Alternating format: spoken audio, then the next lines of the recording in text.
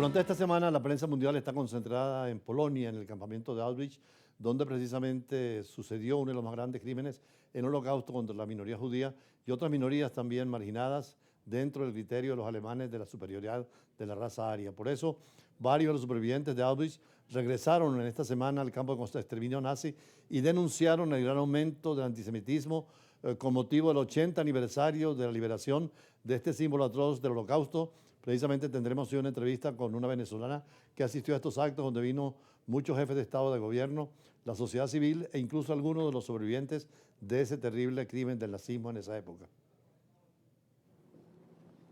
Varios de los sobrevivientes de Auschwitz regresaron el lunes al campo de exterminio nazi y denunciaron el gran aumento del antisemitismo. Visitaron el lugar con motivo del 80º aniversario de la liberación de este símbolo atroz del Holocausto.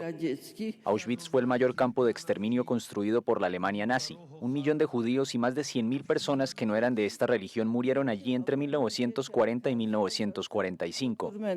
El 17 de enero de 1945, ante el avance de las tropas soviéticas, los nazis obligaron a 60.000 prisioneros a caminar hacia el oeste en lo que se conoce como la Marcha de la Muerte. Del 21 al 26 de enero, los alemanes destruyeron las cámaras de gas y crematorios y se retiraron antes de la llegada de los soviéticos. Cuando arribaron las tropas soviéticas el 27 de enero, encontraron a 7.000 sobrevivientes. Medio centenar de sobrevivientes se colocaron el lunes ante la entrada del campo de Auschwitz-Birkenau, junto al rey Carlos III de Inglaterra, el presidente francés Emmanuel Macron y decenas de dirigentes. Marian Turski, Tova Friedman, Leon Weintraub y Janina Ivanska fueron los elegidos para hablar de lo que supuso estar ahí. At that time, we were victims in a moral vacuum.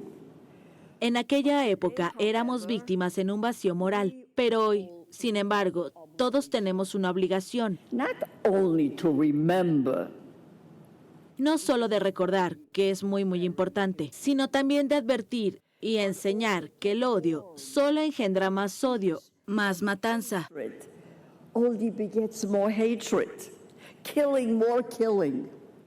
Algunos sobrevivientes llevaban gorras y pañuelos a rayas azules y blancas, símbolo de sus antiguos uniformes. Al pie del muro, que tocaron con una mano en silencio, encendieron velas en memoria de los fallecidos. El presidente del Congreso Judío Mundial, Ronald Lauda, señaló que los horrores de Auschwitz y el ataque de Hamás el 7 de octubre de 2023 en Israel estaban ambos inspirados en el odio ancestral contra los judíos. Esta será la última conmemoración de una década con un grupo tan grande de sobrevivientes, lamentaron los organizadores del evento. Precisamente es en Europa donde ocurrió la Segunda Guerra Mundial y también la motivación de la Primera. Por lo tanto, Europa vive en paz a raíz de la creación de la Unión Europea en 1951 con el Tratado de París y en el 57 con el Tratado de la Unión Europea de la Comunidad Económica Europea, que en el 92 se transforma en Unión Europea. Pero ahora, con la presidencia de Donald Trump, hay un debate en la Unión Europea. Los europeos quieren tener su propia política distinta a los Estados Unidos, más allá de lo que ha pasado en la OTAN frente a la guerra de Rusia con Ucrania. Y en este sentido, la Unión Europea busca un perfil particular. Son 27 países y una fuerza importante que está actuando junto a China, Rusia y Estados Unidos dentro de la geopolítica mundial. Por eso una reflexión sobre este tema es importante dentro del criterio de que están buscando su propia defensa, su propia economía, su propia diplomacia y tener una línea independiente frente a la seducción que siempre tuvo Estados Unidos y la cercanía de Washington con las capitales europeas. Precisamente el presidente Trump ha venido acelerando esta reflexión de los europeos en función de la identidad y del perfil propio de Europa, y como decíamos son 27 estados, 5 millones de kilómetros cuadrados y 500 millones de habitantes. Esta es la nota editorial de hoy y después tendremos las entrevistas de siempre en Brújula Internacional. La Unión Europea es la alianza regional más importante que ha creado una nueva política, una nueva diplomacia y un nuevo derecho comunitario. Además, frente a la crisis de la política de Estados Unidos, frente a la alianza con Europa y con el triunfo de Donald Trump, la Unión Europea busca una respuesta unificada de sus 27 países miembros a esas amenazas lanzadas por el nuevo presidente de Estados Unidos, Donald Trump, y ha comenzado a esbozar, a manejar sus primeras reacciones en torno al ámbito como defensa y comercio. La jefa de la diplomacia de la Unión Europea, Kaja Kallas, dijo el miércoles que Trump tiene razón cuando sostiene que los países del bloque europeo no gastan lo suficiente en defensa y esforzó que es el momento de invertir. Donald Trump presiona para que en el marco de la OTAN los países europeos aumenten su gasto militar hasta un 5% de sus respectivos productos internos brutos, un eventual objetivo que se presenta cuando menos trabajoso y lejano cuando el promedio del bloque del año pasado fue de 1.9%, pero con la invasión de Ucrania, el filo del tercer aniversario de Rusia y su enorme industria militar, dijo la jefe de la diplomacia, representa una amenaza existencial a la seguridad de la Unión Europea y señaló que hoy, mañana y durante un largo tiempo, mientras sigan invirtiendo poco en nuestra defensa, la Unión Europea no tiene plena independencia. Y el jefe presidente de la Unión Europea, a su vez, Donald Tusk, ejerce la presidencia semestral rotativa de la Unión Europea, advirtió ante el Parlamento Europeo que si Europa quiere sobrevivir debe armarse. Dentro de esta legislación se levantan voces en particular de Francia para evitar que la respuesta a Europa a Trump sea comprar más armas estadounidenses y que abogan en cambio por fortalecer e integrar la industria europea. Por eso es esencial que la contrapartida estadounidense al aumento de los gastos europeos de defensa sea un entendimiento comercial. No se puede tener una guerra comercial y al mismo tiempo construir una Europa de la defensa.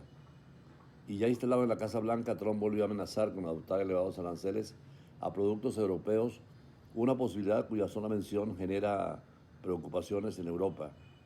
Por eso, cuando en el foro de Davos la presidenta de la Comisión Europea, Ursula von der Leyen, dijo a propósito que el bloque tendrá una relación con Washington basada en el pragmatismo, recordó que el volumen comercial entre Estados Unidos asciende a más de 1.5 billones de dólares. Hay mucho en juego para ambas partes y la señora von Leyen aseguró que las empresas europeas emplean alrededor del 3.5 billones de estadounidenses, al tiempo que otro millón de personas en Estados Unidos dependen directamente del comercio de Europa. Por eso el presidente norteamericano había acusado a la Unión Europea de no importar suficientes productos de Estados Unidos y prometió enderezar esa situación imponiendo aranceles o presionando para que el bloque compre más gas y petróleo a Estados Unidos. De allí que la Unión Europea necesite entendimiento para acuerdos comerciales con los miembros fundadores del Mercosur. Es el caso de Argentina, Brasil, Paraguay y Uruguay, así como México y Malasia son nuevos criterios de la Unión Europea para ampliar su comercio internacional. Y en el caso de la India señalaron que la Unión Europea está interesada en reforzar una asociación estratégica. También en Davos, von der Leyen se manifestó interesada en mantener una relación constructiva con China, un gigante que aún genera visible desconfianza en el bloque europeo. La Unión Europea y China afirman querer evitar trabarse en una guerra comercial, pero mantienen aranceles cruzados y consultas diversas en el ámbito de la Organización Mundial de Comercio. Lo importante es que los 27 países, con sus 5 millones de kilómetros cuadrados y cerca de 500 millones de consumidores, deben planificar una política económica, una diplomacia enérgica y sobre todo una defensa común para estar dentro del criterio de poder competir con los Estados Unidos, pero también acercarse a la Rusia de siempre por el petróleo y el gas y abrirse a los mercados de América Latina, de África y del Medio Oriente.